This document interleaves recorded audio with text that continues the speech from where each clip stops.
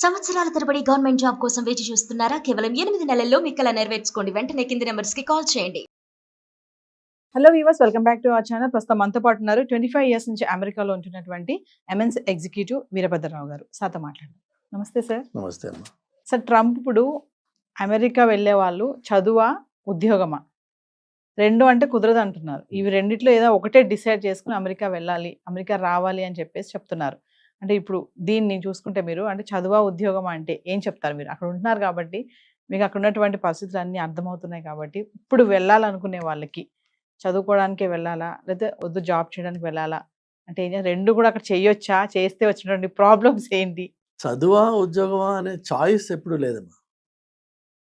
చదువుతున్నప్పుడు ఓన్లీ చదువుతూనే ఉండాలి. సో స్టూడెంట్గా వెళ్దాం అనుకునేవాళ్ళు యాక్చువల్గా చూస్తే మీరు ఇందులో మళ్ళీ బాహాటంగా చేసే దొంగతనమే ఇది. ఎందుకంటే స్టూడెంట్ వీసా అప్లై చేసుకునేటప్పుడు దానికి సపోర్ట్ డాక్యుమెంటేషన్ ఇచ్చేటప్పుడు ఆడిటర్స్ తోటి బ్యాంక్ స్టేట్మెంట్స్ తోటి మనము కాన్ఫిడెంట్గా ఆ యూనివర్సిటీకి స్టేట్మెంట్స్ సప్లై చేస్తాం.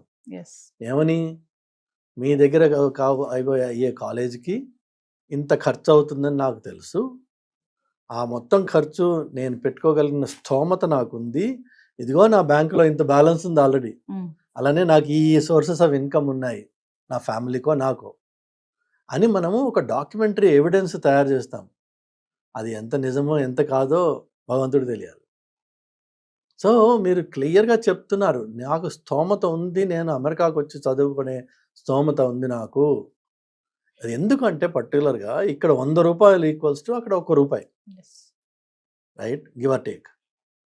సో 100లో సంపాదించి 1 రూపాయలో ఖర్చు పెట్టగలిగిన దమ్ము నాకుంది అని నువ్వు క్లెయిమ్ చేసుకుని దానికి డాక్యుమెంటరీ ఎవిడెన్స్ పుట్టించి అమెరికాకు వస్తున్నావు. వచ్చినప్పుడు అదే ఫాలో చేసి అలానే 100కి to 1 కన్వర్ట్ చేసి మీ నాన్న దగ్గర నుంచో అమ్మ దగ్గర నుంచో డబ్బులు తెప్పించుకుని ఇక్కడ స్టూడెంట్గా ఉండు అని వాడు చెప్తున్నాడు. ఇందులో ఎక్కడ తేడా ఏమి లేదు. మన ప్రాక్టీసెస్లో మన దాన్ని లూప్ హోల్స్లో వాటిని రూల్స్ బ్రేక్ చేయడంలో వచ్చిన కష్టాలు తప్ప, if you look at the process it's very clean. నేను ముందే చెప్తున్నా నా దగ్గర దమ్ముందని, వాడు అంటున్నాడు నాన్న నీ దమ్మును బేస్ చేసుకుని ఇక్కడ నువ్వు ఉండు, స్టూడెంట్గా ఉండు అని చెప్తున్నాడు. అంతే, తేడా ఏం లేదు. ఫస్ట్ థింగ్ అది. ఈ స్టూడెంట్గా ఉంటున్నప్పుడు మీకు యూనివర్సిటీలో ఆపర్చునిటీస్ వస్తాయి కొన్ని, అదేదో అది లక్షల్లో రావు, అవి 100లోనే ఉంటాయి. ఆ వచ్చిన కొన్నిట్లోకి మీరు సూటబుల్గా తయారవ్వండి వెళ్ళే ముందే, వాటికి అనుగుణంగా. అంటే ఏంటి, ప్రెజెంటబుల్గా, ప్లెజెంట్గా, try to paste a smile on your face all the time, no matter what. And also అక్కడికి వచ్చేటప్పుడు come there with your eyes wide open. ఏంటి అంటే అర్థము, అమ్మా నాన్నల్ని వదిలేసి 7,000 10,000 ఎన్ని వేల కిలోమీటర్లు ఉందో ఇప్పుడు నాకు తెలియదు, కానీ it's on the other side of the globe. So you're leaving the family and going to a place where మీకు వెనక్కి రావాలంటే 24 గంటలు పడుతుంది. ఈ విషయం తెలిసే వెళ్తున్నారు మీరు ఇంట్లోంచి, తెలుసుకుని వెళ్ళండి.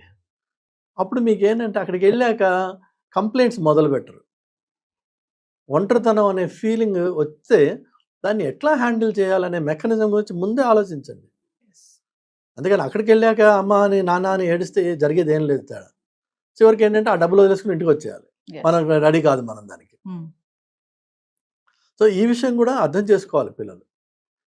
దెన్ నీకు ఒకవేళ ముందే ప్రిపేర్ అయ్యి నువ్వు ఆ basic decorum and etiquette and communication maintain చేసుకోగలిగితే, నేర్చుకుని ఇక్కడ దానికి ఎన్నో వీడియోస్ ఉన్నాయి ఆన్లైన్లో, మీరు చూడొచ్చు. ఒక అవరగా తిరిగే ఒక పిల్లాడికి ఒక ప్రొఫెషనల్గా ఉండే ఒక కుర్రాడికి మధ్యలో తేడా ఏంటి? Why do I want to be? ఎవరన్నా నన్ను చూస్తే నన్ను ఇటేస్తారా అట్టేస్తారా? దానికి ఎవరో బయటవాడు వచ్చి మనకి ఇవాల్యుయేట్ చేసి చెప్పక్కర్లా. నన్ను నేను దానికి అనుగుణంగా నేను మార్చుకుని అక్కడికి వెళ్ళి if you paste a smile on your face అని, నేను పేస్ట్ అంటాను నేను, ఎందుకంటే లోపల బాధ ఉన్నా పైకి ప్లెజెంట్గా మిమ్మల్ని మీరు ప్రజెంట్ చేసుకోగలిగితే మీకు ఎయిదర్ యూనివర్సిటీలో జాబ్ అన్నా మీ ప్రొఫెసర్స్ హెల్ప్ చేస్తారు, or they will give you guidance, or they will keep you in the loop. as soon as an opportunity opens, they'll call you, provided you are in their good books. Yes. American స్టడీస్లో ఉన్న ముఖ్యమైన part ఇండియాలో వీళ్ళు follow చేయింది ఏంటంటే, అక్కడ ప్రొఫెసర్స్కి super duper power ఉంది, influence ఉంది. వాళ్ళని నువ్వు సర్ అని చెప్పి రెస్పెక్ట్ ఇవ్వక్కర్లేదు, వాళ్ళు రాగానే లేచి నిలబడక్కర్లేదు, కానీ వాళ్ళతో రెస్పెక్టబుల్గా మాట్లాడాలి అండ్ ఇంటలెక్చువల్గా ఛాలెంజ్ చేసుకోవాలి. Try to learn from them and if you know better challenge them. They are open to those challenges. ఇండియాలో ఏంటంటే ప్రొఫెసర్కి మీరు రెస్పెక్ట్ ఇవ్వరు, అని చూడము. అక్కడ అది అవసరం.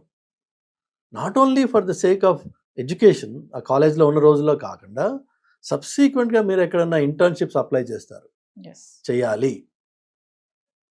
అర్థం ఏంటంటే, యూనివర్సిటీస్లో చదువుతున్న పిల్లలు అవకాశం దొరకంగానే ఏ వెకేషనో తీసుకుని ఎక్కడో పోయి ఎంజాయ్ చేద్దాం అనుకునే బదులు, లేక ఇండియా వచ్చేద్దాం అనుకునే బదులు అమెరికాలోనే ఇంటర్న్షిప్స్ అప్లై చేయాలి.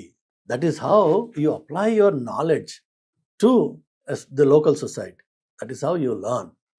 అలానే that is how you practically know how a company works.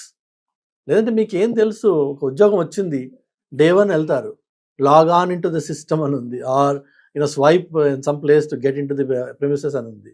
Okay, కాలేజీల్లో చేస్తున్నట్టయితే ఇక్కడ వెళ్తారేమో, ప్రెమిసెస్లోకి వెళ్తారు. నెక్స్ట్ ఏం చేయాలి, నీకేం తెలుసు? What is a project, what is project management, ఏమీ తెలియదు.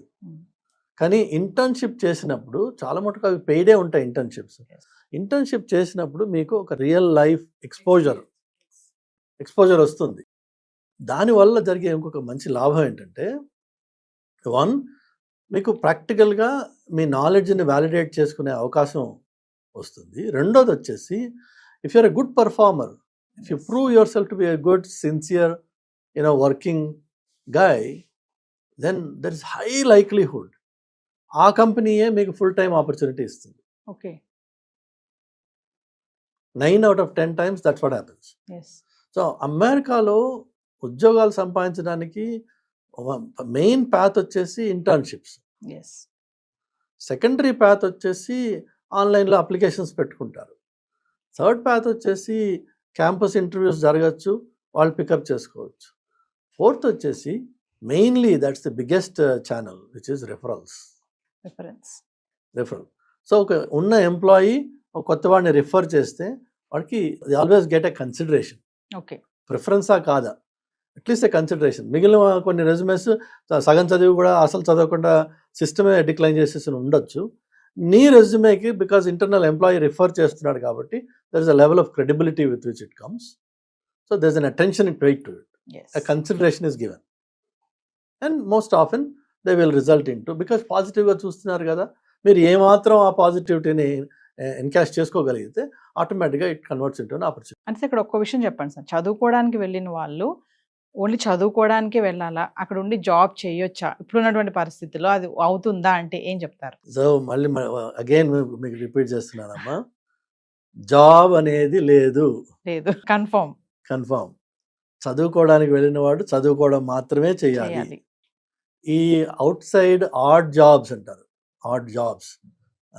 దాన్ని, it's not a job. So ఆ కూలి పని, కూలినాలి, అది లీగల్గా చేసుకునే హక్కు లేదు మీకు. బికాజ్ లైక్ ఐ సెడ్, మీరు అప్ఫ్రంట్ చెప్పారు గవర్నమెంట్కి, నా దగ్గర దమ్ముంది, నేను డబ్బులు కట్టగలను ఈ కోర్స్కి అని చెప్పి నువ్వు వచ్చావు కంట్రీలోకి. ఈ రోజున నేను జాబ్ చేసే చదవగలను, నా వల్ల కాదు ఇదని ఎలా చెప్తావు? అంటే ఆ రోజున పెట్టిన కాగితం తప్పనమాట. So there is a high likelihood that they will get you on fraudulent documents. ఒకవేళ they want to go to that level, they can say that your very application initially was fraud. అన్ఫార్చునేట్గా వాళ్ళు చెయ్యరు, మంచి ఫ్రాడ్స్నే పట్టుకుని వాళ్ళు వదిలేశారు, they just deported from the country. So job అనేది స్టూడెంట్కి you just forget about it. ఆ ఛాన్సే లేదు, మీకు ఎలిజిబిలిటీ లేదు. మీకు ఏమైనా ఇస్తే హార్డ్ వర్క్ ఏదో ఇస్తున్నారు కొంతమంది, ఆ హార్డ్ వర్క్కి మీకు క్యాష్ ఇస్తున్నారు, అది ఇల్లీగల్. అది